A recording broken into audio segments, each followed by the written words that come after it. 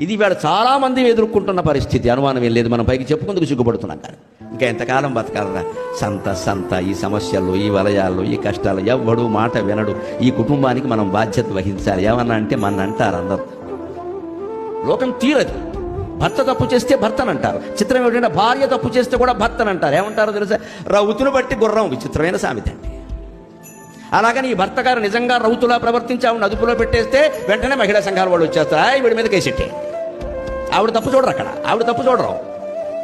స్త్రీలైతే తప్పు చేయకూడదని ఏమైనా ఉంది? శూర్పణఖల మందల్లో రామాయణ కాలం నుంచి ఉన్నారు. ఇక్కడ ఎవరికి మినహాయింపులు ఉండవండి. తప్పు ఒప్పు చూడాలి. కానీ స్త్రీ పురుషుల భేదం ఏంటండి? అక్కడ భేదం పనికిరాదు.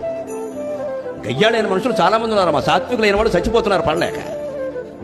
తప్పనిసరి కాపురాలు చేస్తున్నారు. ఇక్కడ వేరే అలవాట్లును తప్పులు అక్కర్లేదు. గయ్యాడతనం చాలండి సంవత్సరం నాశనం కావడానికి. ఏదన్నా గొడవే. మరి మూడు ఏం చేస్తున్నాడు ఇక్కడ? చచ్చినట్టు పడున్నాడు గౌతమ బుద్ధుడులా మాట్లాడుకున్నాను.